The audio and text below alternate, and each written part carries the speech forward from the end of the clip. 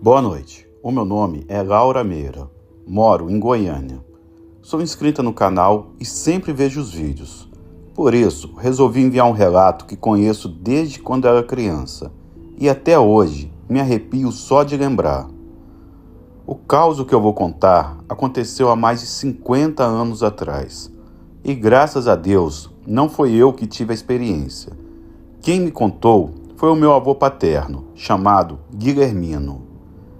Hoje em dia, ele tem mais de 70 anos de idade.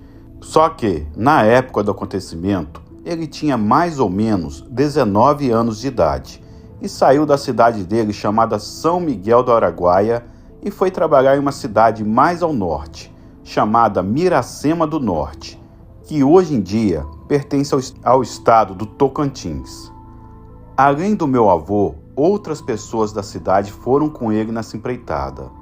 Eles ficaram em uma propriedade bem afastada da cidade, pois o serviço deles era abrir as terras para fazer pastagens, para que pudessem plantar uma criação de gado. O lugar que eles ficaram era no meio do nada, não tinha energia, apenas uma casa antiga. Em uma certa noite de lua cheia, daquelas que iluminavam tudo em volta da casa, o meu avô estava sentado do lado de fora, junto com os outros homens, em uma roda de viola, se divertindo e assando uma carne, em uma churrasqueira improvisada, cavada no chão mesmo, e isso devia ser mais ou menos 8 para 9 horas. Quando o violeiro terminou de tocar uma música, fez um silêncio por alguns segundos. Mas foi o tempo suficiente para que eles pudessem ouvir um barulho, vindo da direção de onde ficavam alguns cavalos, que eles usavam para fazer os serviços mais pesados. O meu avô e o outro homem, chamado Felipe, levantou, pegou uma lamparina, as facas que eles estavam cortando as carnes e foram verificar o que estava acontecendo para deixar os cavalos agitados. Quando chegou no local, não viram nada, mas perceberam que uma égua estava muito inquieta. Na mesma hora, alguns cachorros que ficavam por lá começaram a latir e correram na direção de uma área de mata mais ao fundo. Ao mesmo tempo, o meu avô percebeu que a égua estava ferida, com um corte na parte traseira que parecia ter sido feito por garras de algum animal. Eles voltaram e falaram para os outros homens que alguma coisa atacou os cavalos e feriu a égua. Os homens se armaram com facões e espingardas e saíram na direção da mata. Ao longe, conseguiu ouvir os cachorros, que latiam muito, mas também pareciam ganir como se estivessem com medo do animal, ou seja lá o que fosse que eles tivessem encontrado. Seu Adalberto, um caboclo mais experiente que morava na região, falou que desconfiava que aquilo não era nem bicho e nem gente, mas os homens não quiseram nem saber e foram entrando na mata. Depois de caminhar por meia hora, o meu avô, ele viu alguma coisa correndo em uma trilha, um pouco mais à frente, e que entrou para dentro do mato.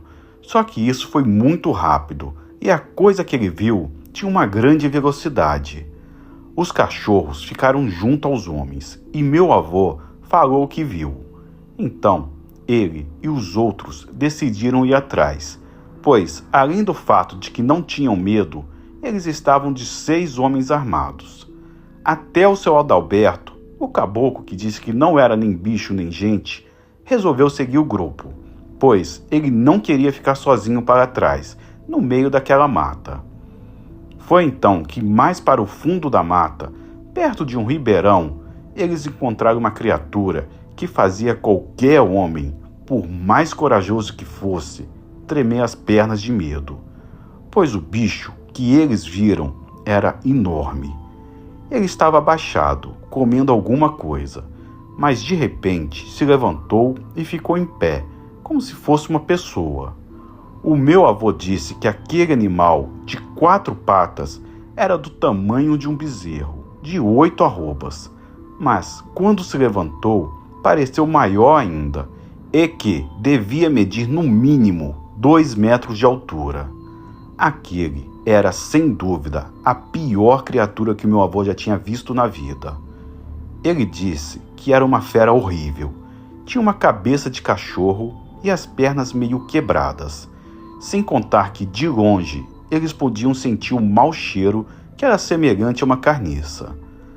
A criatura começou a farejar o ar. Seu Adalberto falou que ele sabia que era o lobisomem e que era melhor eles saírem de lá. Naquele momento, meu avô e os homens que estavam com ele sentiram muito medo e correram de volta para casa. Na hora do desespero, eles fizeram muito barulho e chamou a atenção da criatura, que deixou de lado o que estava comendo e iniciou uma perseguição ao grupo, que, mesmo armados, não tiveram coragem de enfrentar a fera. Mas aquela criatura era muito veloz.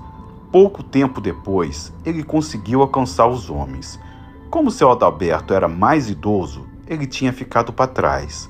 Então a fera deu uma patada em suas costas, que fez com que ele caísse longe. O meu avô era o penúltimo e por isso se virou, e quando olhou, a fera se aproximava vagarosamente para devorar seu Adalberto. O meu avô, em um ato de coragem, disparou um tiro em cheio na criatura. O tiro foi certeiro e a fera saiu correndo. Na hora, meu avô se aproximou e percebeu que seu Adalberto estava vivo, mas bem machucado pelo impacto e colocando sangue pela boca. Naquele momento, ele se viu apertado, pois, se ficasse ali, o lobisomem poderia voltar. Porém, ele não aguentava carregar o seu Adalberto sozinho, já que os outros fugiram para salvar suas vidas. Depois de alguns minutos, seu Adalberto acordou, mas tinha dificuldades de respirar e não aguentava caminhar.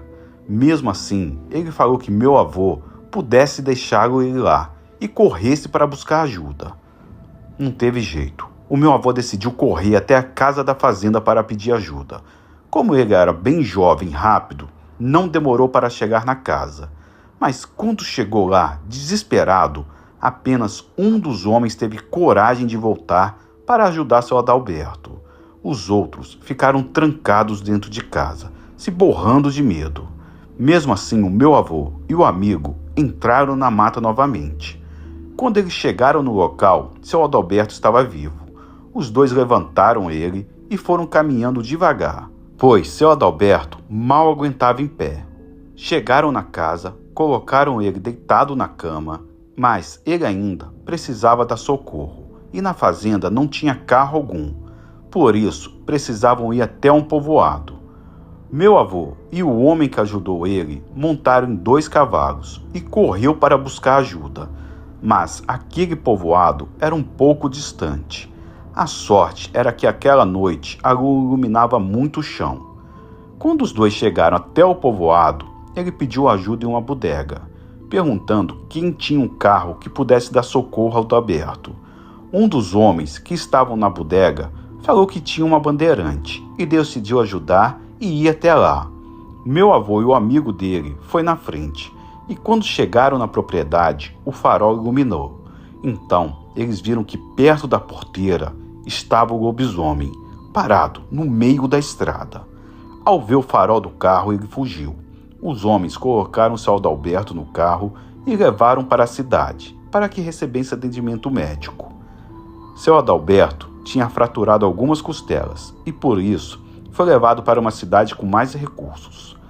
O meu avô disse que assim que ele e o amigo saiu, que foram buscar ajuda para ele, os homens que tinham ficado na casa começaram a sentir um mau cheiro e pouco tempo depois ouviram os passos do animal rodeando a casa, querendo entrar. A sorte deles foi que, apesar de antiga, a casa era bem forte e eles também reforçaram a porta, colocando uma mesa para escorar a porta do fundo. Apesar do susto, aquela foi a única vez que o lobisomem atacou a fazenda. Só para saber, seu Adalberto se recuperou, ficou bem, mas não voltou mais para trabalhar naquele lugar. E até hoje o meu avô não faz a mínima ideia quem poderia ser aquele bicho.